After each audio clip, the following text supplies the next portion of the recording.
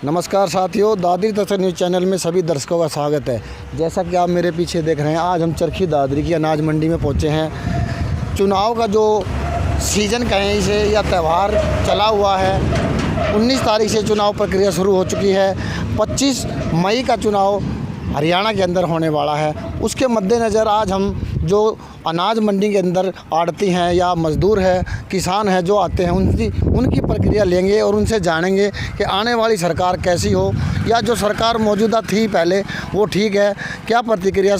हर बात को जानेंगे और ज़्यादा से ज़्यादा वोट के लिए हम अपने चैनल के माध्यम से भी अपील करेंगे, ज़्यादा से ज़्यादा संख्या में लोग वोट दें। तभी ये पता चल पाएगा कि पब्लिक किस नेता को चुनना चाहती है, किस पार्टी को चुनना चाहती है। तो हम आपसे एक बार फिर अपील करते हैं और लगातार अपील करते रहेंगे चुनाव जब तक चलेंगे कि ज़्यादा से ज़्यादा संख्या में वोट करें। तभी ये पता चल पाएगा कि जनता किस नेता को चाहती है, किस पार्टी को चाहती है, कौन जो देश का भला कर सकती है वो पार्टी है। जो पार्टियों ने आज तक किया है उस बारे में भी हम जो लोग हैं उनकी राय जानेंगे। बात करते हैं जो यहाँ पब्लिक है उनसे बात करेंगे। साथी है, नमस्कार जी। नमस्कार सर, आपका नाम? पवन कुमार। आपकी यहाँ दुकान है? हाँ जी। तो चुनाव नज़दीक है, हरियाणा में 25 मई का चुनाव होगा, तो उसको लेकर आज एक चर्चा हम पब्लिक के बीच कर रहे हैं।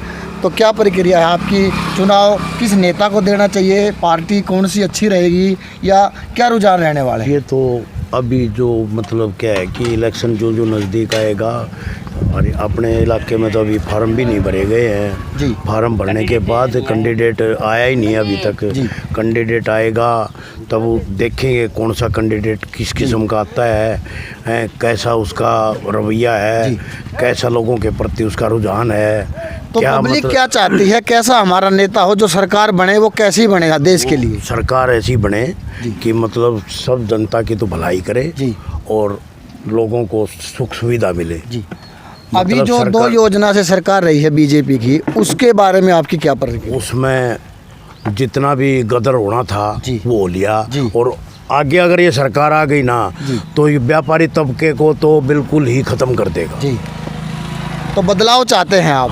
बिल्कुल बदलाव चाहते हैं जी। मतलब सरकार ऐसी बने कि हर इंसान को सुविधा मिले, हर इंसान को कारोबार मिले, हर इंसान को इज्जत मिले।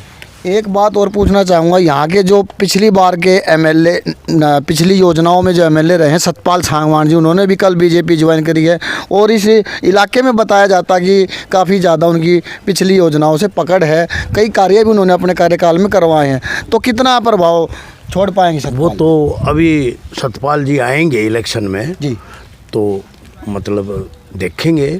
बाकी इन जैसा ना तो अब तक कोई मंत्री दादरी में आया और ना कोई आएगा। तो सतपाल जी, जब आपको आके अपील करेंगे कि अब मैं इस सरकार में हो चुका हूँ शामिल, तो आपकी जो कमियां हैं वो मैं पूरी करूँगा, तो क्या आपका वोट जाएगा? जाएगा। तो आप सतपाल जी के साथ? सतपाल जी के साथ। जी, धन्यवाद।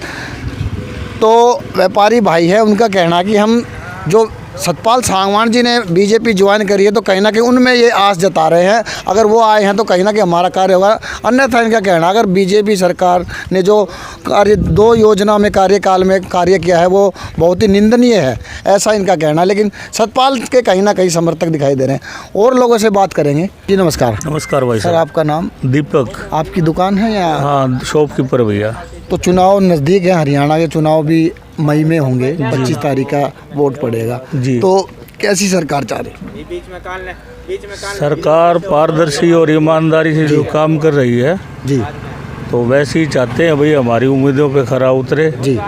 और व्यापारी व किसान जो है मंडी में किसी तरह की कोई दिक्कत ना हो, तो यही सब चाहते हैं। जो पिछली बार के सांसद थे धर्मवीर जी, उनके कार्यकाल से कितना खुश है?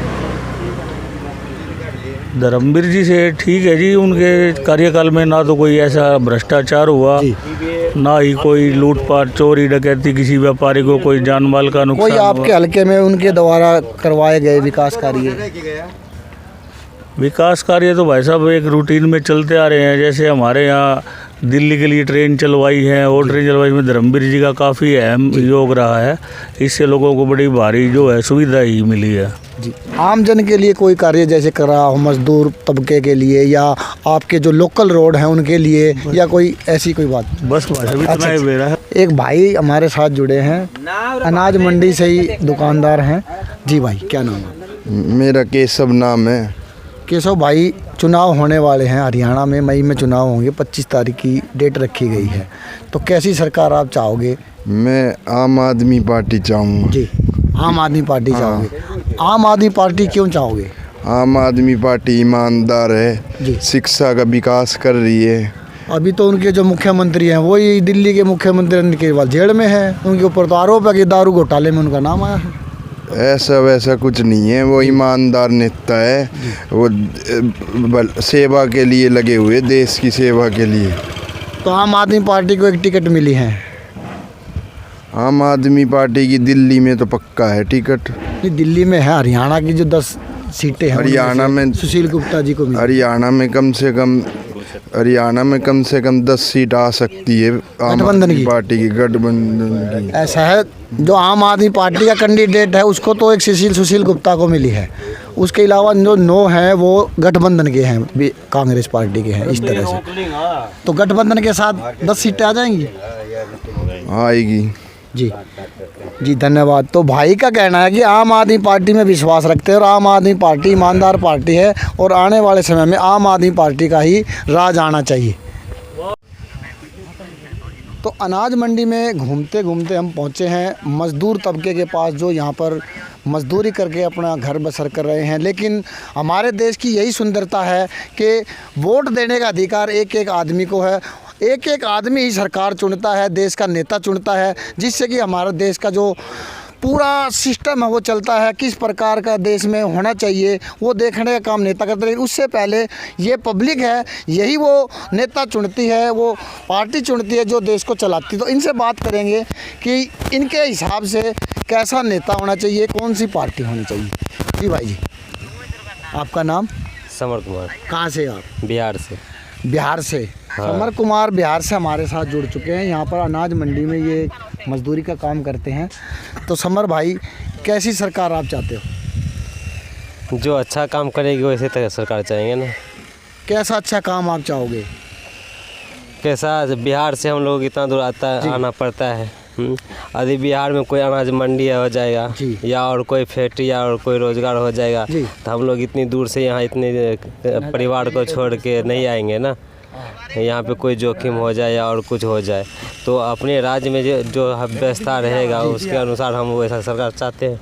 तो ऐसा आपके लिए करे, ऐसी सरकार आप किसको मानते हैं? नीतीश कुमार पिछले कई योजनाओं से आपके वहाँ पर नीतीश कुमार तो बिहार को लेकर डूब गया है। हाँ जी। हाँ, तो अब आप किस पर विश्वास करते हैं कि ये पार्टी या ये नेता हमें उभारेगा, हमारे देश का नाम?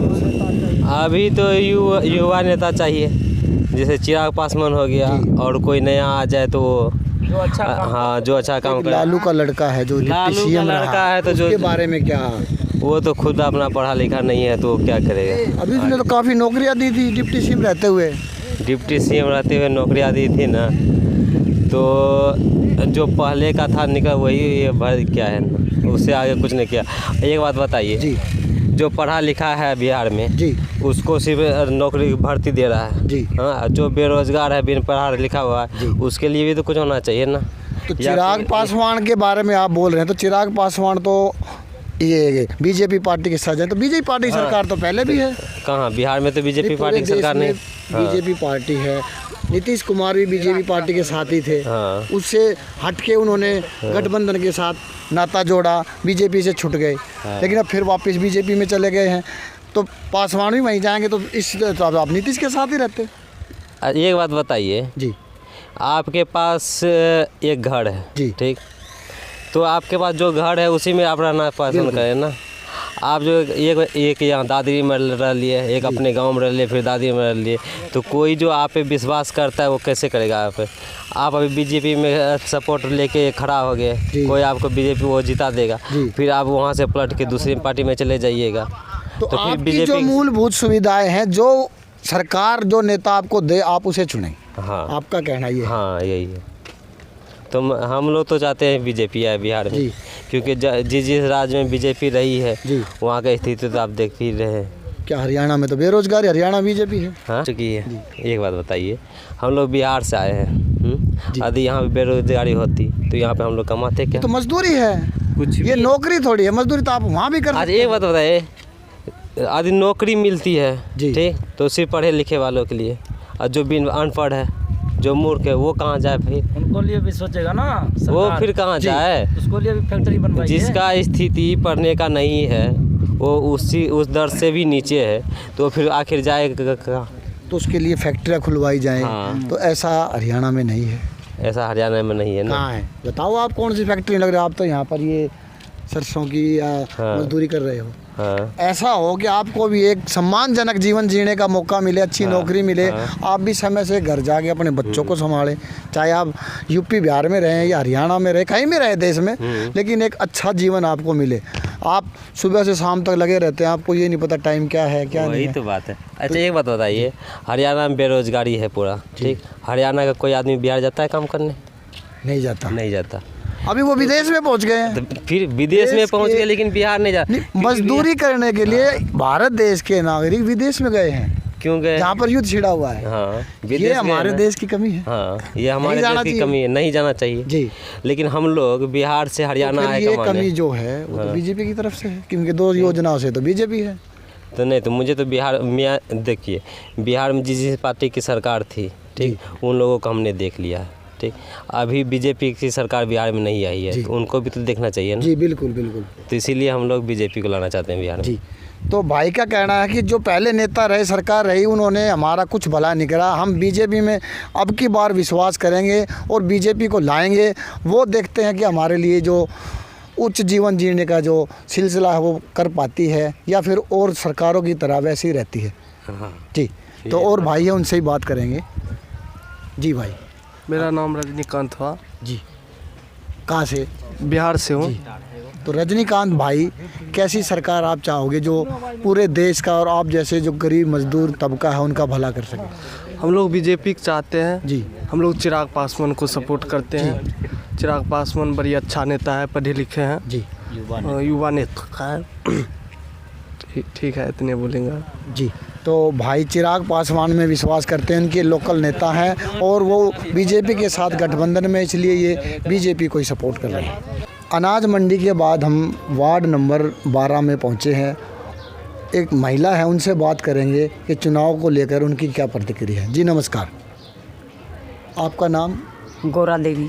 गोरा देवी जी, अगले महीने में चुनाव हैं, वोट पड़ने हैं।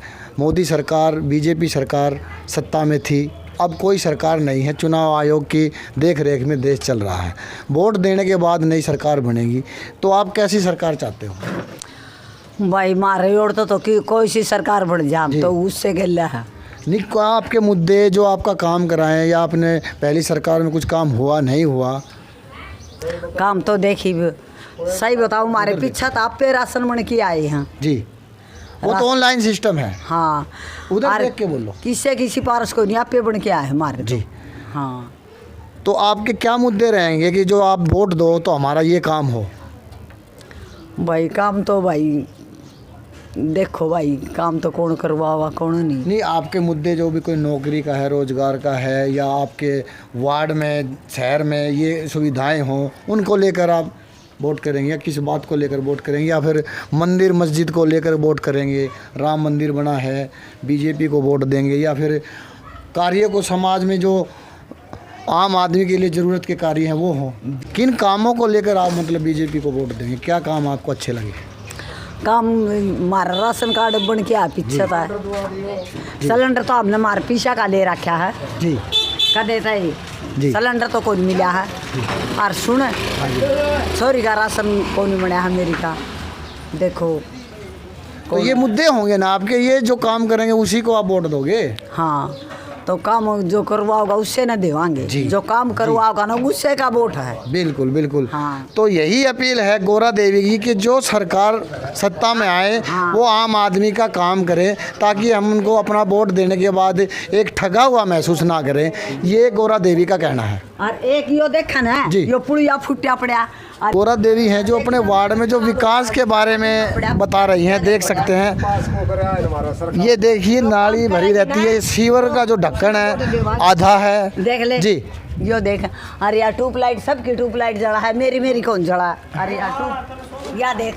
ये जो लोकल मुद्दे हैं वो हैं, जो पार्षद का काम होता है, जो विधायक का काम होता है, उनके बारे में कहना है कि हमारी जो गली में है लाइटें भी पूरी तरह ठीक नहीं है, सीवर व्यवस्था भी कुछ ठीक नहीं है।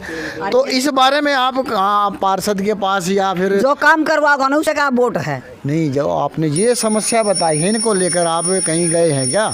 आपके पार्षद से मिले हैं, आपके पार्षद से मिले हैं या आप कमेटी में गए हैं? इस बार कमेटी में तो मैं नहीं गई हूँ। तो पार्षद से मिले हैं ना कोई, तो फिर कैसे आप उनको पता ही नहीं चलेगा जब आपको कोई समस्या कमेटी है? में जाना पड़ेगा। कमेटी में जाओ या आपके पार्षद को बताओ हमें ये दिक्कत है, इसको ठीक करवाओ। एमसी ने कही थी, एमसी ने बोली बात ठीक हो कि आओगी।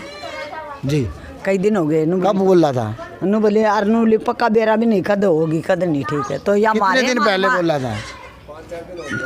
8-7 दिन की बात होगी जी, 8-7 दिन से। चलो, ये अगर वीडियो देखे पार्षद तो देख ले, कुछ समस्याएं हैं वार्ड की, उनके ऊपर ध्यान दे और उनको दुरुस्त करवाएं ताकि भविष्य में भी आपको लेंटर देख मौका मिले दोबारा। ठीक है। तो साथियों, चुनाव यात्रा के दौरान हम आज वार्ड नंबर 11 में ही मौजूद हैं। जिस प्रकार आपने पिछले हमारे जो वीडियो देख रहे हैं, हमारे साथ महिला से हमने बात की थी, उसी तरह से यहाँ पर कुछ पुरुष बैठे हैं, उनसे बात करते हैं जो चुनाव होने वाला है उस बारे में उनकी क्या प्रतिक्रिया है, क्या किन मुद्दों को लेकर वो वोट करेंगे और क्या जो पिछली सरकार रही है उनसे खुश हैं या ना खुश हैं, या क्या और परिवर्तन होना चाहिए जिससे देश का विकास हो। जी नमस्कार। नमस्कार भैया। सर, आपका नाम? मेरा नाम परमानंद। परमानंद जी, चुनाव होने वाला है, 25 तारीख को हरियाणा में वोट पड़ेंगे, तो किन मुद्दों को लेकर आप वोट गिरना चाहोगे? सरकार से क्या आपकी मांग रहेगी? पिछली सरकार जो रही है उसमें कितना आप संतुष्ट रहे हैं? भाई संतुष्ट की है, जो भी वोट डाले जी, जो भी सरकार आए उसको पूरे बहुमत से जीता है। कोशिश ये करो भाई 97% पोलिंग होनी चाहिए पूरे तन मन धन से। सरकार का जो नीतियाँ हैं, नियम हैं, बेरोजगारी, जो गरीबी, इसको दूर करें। तो पिछली योजना में बीजेपी सरकार रही है, कितने संतुष्ट है उन्होंने? इस दिशा में कितना कदम बढ़ाया है? वो तो अब वोट पोलिंग जिसकी ज़्यादा होगी वो पता लग जाएगा, जिस पे भी बहुमत जिसका होगा, जो भी सरकार बनेगी वो उसको पता लग जाएगा भाई। जी, बिल्कुल। कौन किसको चाहता है भाई, ज़्यादा से ज़्यादा गरीबी किसने दूर करी, किसने भाई नौकरियां दी, किसने पब्लिक की सेवा की, जी, वो पता लग जाए। परमानंद जी का कहना है कि अब जब वोट पड़ेगा उससे ही ये पता चलेगा, और ये अपील कर रहे हैं कि ज़्यादा से ज़्यादा वोट दे, तभी ये पता चलेगा। अगर सरकारों ने अच्छा काम किया तो उनका दोबारा से बहुमत आएगा, अगर अच्छा काम नहीं किया तो जनता उनको जवाब दे देगी, ऐसा परमानंद जी का कहना है। हमारे साथ बने रहें और लोगों से बात करेंगे।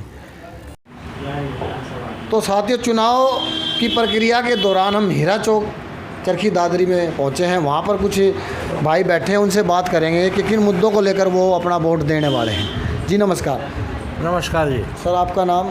नाम हीरा लाल है जी। हीरा लाल जी, 25 तारीख को हरियाणा में चुनाव होने वाले हैं, वोट पड़ेंगे, नई सरकार चुनेगी जो देश को चलाएगी, तो किन मुद्दों को लेकर आप वोट देना चाहते हैं? देखो जी, सोच समझ कर वोट देना चाहिए जी। जी, और सरकार अपने मनपसंद चुननी चाहिए जी। जो काम कर सके और किस लोगों प्रकार के काम आप सरकार से चाहते हैं? लोगों को नौकरी दिला सके, रोजगार दिला सके और ये काम हो जाए। तो सरकार अभी पिछले बीजेपी सरकार थी, उससे आप कितना संतुष्ट हैं उनके कार्यों से? उनसे ठीक ही है जी। ठीक ही है क्या, पूरे संतुष्ट हैं? हाँ, ठीक ही है, पूरा ही है जी। हाँ। तो और भाई भी हैं, उनसे बात करते हैं। इनका तो ये कहना है कि जो रोज़गार दे सके ऐसी सरकार हो। हमारे साथी हैं मास्टर नरेश बुरा, इनसे बात कर। नमस्कार जी। नमस्कार जी। सर, 25 तारीख को हरियाणा में चुनाव होने वाले हैं, किन मुद्दों को लेकर आप वोट डालेंगे? भाई साहब, ऐसा है, मुद्दों का तो जो अपने जो समाज है जो जी काम को देख कर वोट देगा जी, क्योंकि बीजेपी सरकार 10 साल हो गए आए हुए जी वार्ड नंबर 13 के अंदर भी यहाँ जब बरसात आती है जी पानी भरा रहता है, कोई सुनाई नहीं होती। काम वाम वैसे कुछ नहीं किया है, खाली बाउंड्री मचाते हैं। नहीं, काफ़ी काम तो बीजेपी के बताए जा रहे हैं। राम मंदिर बनाया है, 370 हटा दी है, काफ़ी बड़े बड़े काम किए हैं। लोग तो कह रहे हैं 400 पार होने वाला है आपकी बात। वो भाई साहब वो देश का मुद्दा है जी, वो काम बड़े नेताओं का है जी, उन्होंने उठाने चाहिए मुद्दे। जो हमारा तो छोटा सा शहर है चरखी दादरी हरियाणा, जी, यहाँ बीजेपी सरकार का कैंडिडेट तो है नहीं, निर्दलीय बना हुआ है। जी, और विधायक जी। हमारी कोई सुनाई नहीं होती, शहर के अंदर कोई काम नहीं हुए खास। तो चेयरमैन भी बीजेपी से है। बस चेयरमैन अपनी तरफ से करता है कोशिश जी, पर उनकी कोई भी सुनाई नहीं होती उनकी भी। तो चेयरमैन के पास जो चेयरमैन है बख्शी सैनी, अब तो जो सीएम है वो भी नायब सैनी उनकी कम्युनिटी से है, तब भी सुनवाई नहीं हो रही है। अभी नया बनाया है उनको जी। अब वैसे भी आचारसंहिता लगी हुई है, काम तो वैसे भी कुछ होना नहीं अभी तो। तो कुल मिला के आपका ये कहना है कि विकास कार्य नहीं हो पाए हैं बीजेपी सरकार में। हाँ जी, क्योंकि हमारे गरीब समाज है, बैकवर्ड एरिया है ये, वार्ड नंबर 11, 12, 13 जी, यहाँ सफाई व्यवस्था बिल्कुल भी बेकार है, नाई के समान है। क्योंकि यहाँ सफाई का कोई सुधार नहीं है, सीवर लाइन तक वगैरह कुछ भी नहीं डला जी आज तक। जी। तो विकास कार्य को लेकर मास्टर नरेश भूरा हैं जो वो अपना वोट देंगे और कह रहे हैं कि हरियाणा चरखी दादरी में विकास के नाम पर कुछ नहीं हुआ है। तो साथियों, लगातार ऐसी कवरेज हम आपको दिखाते रहेंगे, हमारे साथ बने रहें। आज के लिए हम इस वीडियो को यहीं ख़त्म करते हैं। दादरी दस्तक न्यूज़ चैनल से जुड़े रहें। अगर आपको हमारी खबरें सही और सच्ची लगती हैं तो चैनल को सब्सक्राइब करें और ज़्यादा से ज़्यादा खबरों को शेयर करें ताकि औरों तक ये बातें जा सके। और एक अपील और करना चाहूँगा कि ज़्यादा से ज़्यादा वोट दें, जिससे कि सरकार जो बने पता चल सके कि वो पूरे देश ने सरकार को चुना है। आज के लिए इतना ही, धन्यवाद।